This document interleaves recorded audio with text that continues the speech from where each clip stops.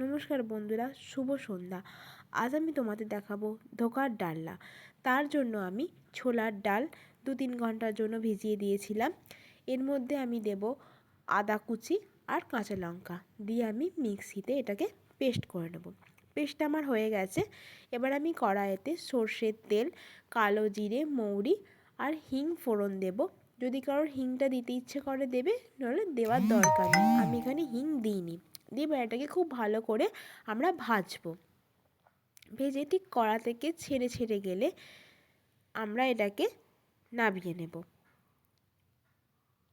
ঠিক আমি যেরকমভাবে দেখাচ্ছি ঠিক এরকমভাবে হয়ে এলে আমরা একটা পাত্রের মধ্যে সর্ষের তেল নিয়ে নামিয়ে নেব।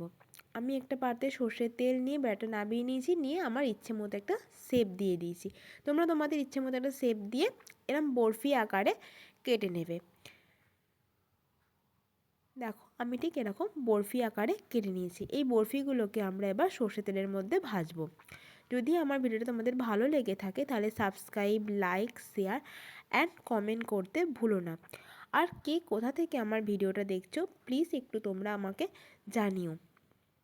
আর তোমরা আমার কাছে কী কী রেসিপি দেখতে চাও সেগুলোও প্লিজ কমেন্ট করে জানিও।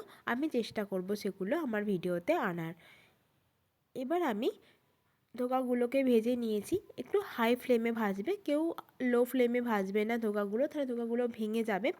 হাই ফ্লেমে ধোকাগুলোকে আমি ভেজে নেব।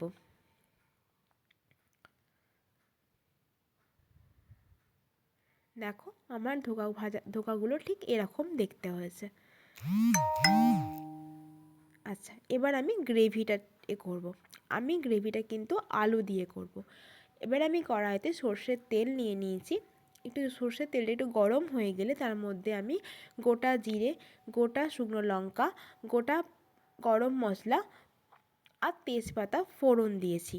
এই মশলাগুলো একটু ভালো করে ভেজে নিতে হবে। একটু স্মেল এলে পরে এর মধ্যে আমি দিয়ে দেব কুচনো টমেটো কুচি। তো টমেটোটাকেও একটু ভালো করে ভেজে নেব। নিয়ে একটু সামান্য নুন দিয়ে দেব যাতে টমেটোগুলো একটু নরম হয়ে যায়। এরপর আমি কুচনো আলুগুলো তেলের মধ্যে দিয়ে দেব।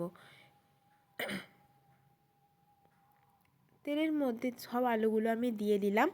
দিয়ে এবার আমি একটু ভাজবো। আলুগুলোকে কিন্তু খুব সুন্দর করে ভাজতে হবে।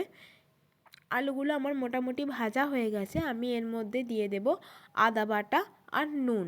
নুনটা একটু আগে দেবে যাতে আলুর মধ্যে নুনটা ঢোকে।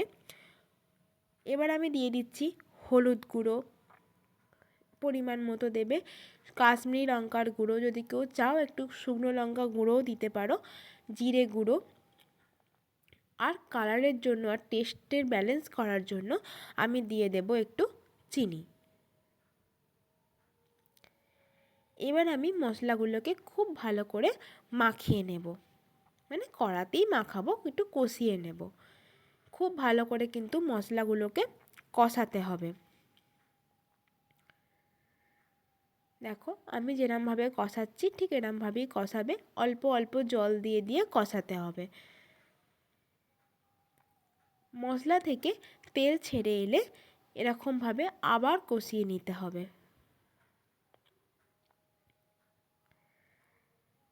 দেখো আমি ঠিক যেভাবে দেখাচ্ছি ওরকমভাবেই কিন্তু করবে। দেখো আমি কষিয়ে কিন্তু আমার কালারটা এই রকম চলে এসছে। হ্যাঁ, এরপর আমি এর মধ্যে জল দিয়ে আলু একটা ঢাকা দিয়ে আলুগুলোকে সেদ্ধ হওয়ার জন্য প্রথমে একটু হাই ফ্লেমে 2-3 মিনিট দিয়ে দেবে, তারপর লো ফ্লেমে দিয়ে আমি রেখে দেব। আলুগুলো সেদ্ধ হয়ে গেছে। এবার আমি এর মধ্যে ধোকাগুলোকে দিয়ে দেব। দেখো আমি ধোকাগুলোকে দিয়ে দিলাম। ধোকাগুলো দেওয়া হয়ে গিয়ে একটু রস ঢুকে যাবে ধোকাগুলোর মধ্যে। এর মধ্যে আমি দিয়ে দেব ঘি আর গরম মশলার গুঁড়ো।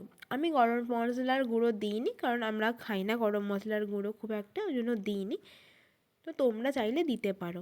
দেখো ঠিক এরকম হয়েছে, ফাইনাল লুকটা হয়েছে ঠিক এরকম। যদি ভালো লেগে থাকে প্লিজ সাবস্ক্রাইব করবো আমার চ্যানেলটা।